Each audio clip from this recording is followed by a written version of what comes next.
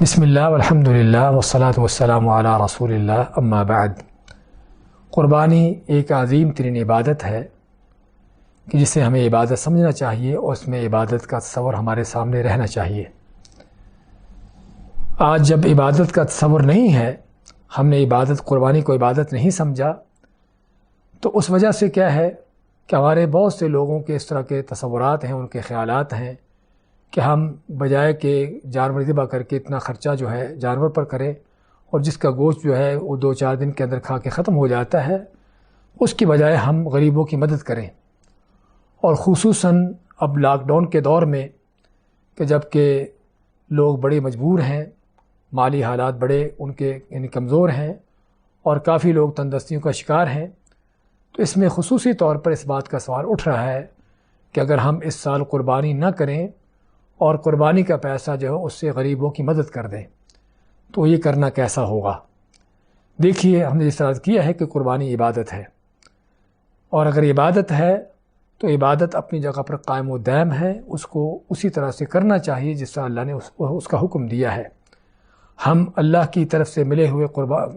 عبادت کے حکم کو اپنے خیالات سے، اپنے تصورات سے اس کو تبدیل نہیں کر سکتے۔ حج عبادت ہے اور حج پہ بہت بڑا خرچہ ہوتا ہے۔ اگر کوئی کہے بھی میں اتنا بڑا خرچہ کرنے کے بجائے حج پہ میں اس سے کئی غریبوں کے گھروں کو پال سکتا ہوں، تو کیا ہم کہیں گے کہ اس کا حج کا فریضہ ادا ہو گیا، اس کی حج کی عبادت پوری ہو گئی؟ تو جس طرح ہم حج کو عبادت سمجھتے ہیں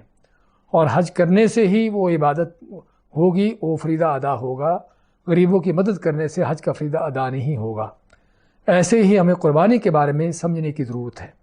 کہ قربانی بھی ایک عظیم ترین عبادت ہے اور اسلام کے اہم ترین شعائر میں سے ہے، ان نشانیوں میں سے ہے کہ جس سے اسلام کا اظہار ہوتا ہے۔ اس لیے قربانی، اس کا حکم اپنی جگہ پر قائم و دائم ہے کہ چاہے لوگ فقر و فاقے میں ہوں، چاہے وہ ان کی کیفیت کیوں نہ ہو۔ اور اسی لیے ہم دیکھتے ہیں رسول کریم صلی اللہ علیہ وسلم کے سنت میں سے کہ مدینہ کے شروع کے سال جو کہ بڑی تنگ دستی کے سال تھے، اس کے باوجود بھی آپ ہر سال قربانی کرتے رہے۔ آپ کو کیا اس بات کی سوچ نہ آئی کہ میرے گھر والے تنگ دستی میں ہیں، صحابہ اکرام تنگ دستی میں ہیں، تو جو مال خرچ کرنا ہے بکروں پر یا ان چیزوں پر، وہی مال ان کو دے دیا جائے تاکہ ان کی ضرورت پوری ہو جائے۔ آپ خود بھی قربانی کرتے اور لوگوں کو بھی قربانی کرنے کی ترغیب دلاتے ان تنگ دستیوں کے حالات میں بھی۔ تو یہ سے پتہ چلتا ہے قربانی اپنی جگہ پر قائم و دائم رہے، اس کو رہنا چاہیے، اور اس کی جگہ پر ہم یہ نہیں کہ غریبوں کی مدد کر کے سمجھے کہ ہماری قربانی ہو گئی۔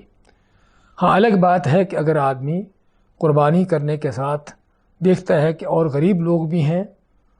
ان کو بھی مدد کرنے کی ضرورت ہے، تو اس کو قربانی بھی کرنا چاہیے اور غریبوں کی مدد بھی کرنا چاہیے اگر اللہ نے اس کو استطاعت دی ہے۔ دنیا کے معاملات میں ہم بعض اوقات بہت سی چیزیں ہیں کہ جن کو ایک ہی وقت میں کرتے ہیں اور ان پر ہمارے اخراجات ہوتے ہیں، یہ نہیں کہ ایک چیز کو چھوڑ دیتے دوسری کر لیتے ہیں۔ تو پھر دین کے معاملے میں ہمیں ایسی سوچ کیوں آتی ہے کہ ہم قربانی چھوڑ کر غریبوں کی مدد کریں؟ اگر اللہ نے آپ کو مالی طور پر کشادگی دی ہے، قربانی بھی کر سکتے ہیں اور صدقے خیرات بھی دے سکتے ہیں، تو غریبوں کی مدد بھی کیجیے، قربانی بھی دیجیے۔ لیکن ہم کہیں کہ اگر فرض کرو ایسی حالت ہے کہ جہاں پر آدمی صرف قربانی ہی دے سکتا ہے یا غریبوں کی مدد ہی کر سکتا ہے، دونوں میں سے ایک ہی کام کر سکتا ہے، دونوں کام کرنے کی گنجائش نہیں ہے، اور غریبوں کی مدد جو ہے وہ کرنا زیادہ ضروری اس لحاظ سے ہے کہ لوگ بہت تنگ دستی میں ہیں، تو اس وقت ہم کہہ سکتے ہیں کہ پھر ٹھیک ہے، آپ اس سال قربانی اگر نہیں کرتے، غریبوں کی مدد کر دیں تاکہ جو اہم کام ہے وہ ہو جائے۔ لیکن یہ بعد مخصوص حالات ہوتے ہیں، استثنائی حالات ہوتے ہیں، ہر وقت ایسا نہیں ہوتا۔ اس لیے اصل یہی ہے کہ قربانی بھی کی جائے اور غریبوں کی مدد بھی کی جائے۔ اور غریبوں کی مدد میں صرف یہ بھی ہے کہ آپ اپنی طرف سے بھی قربانی کریں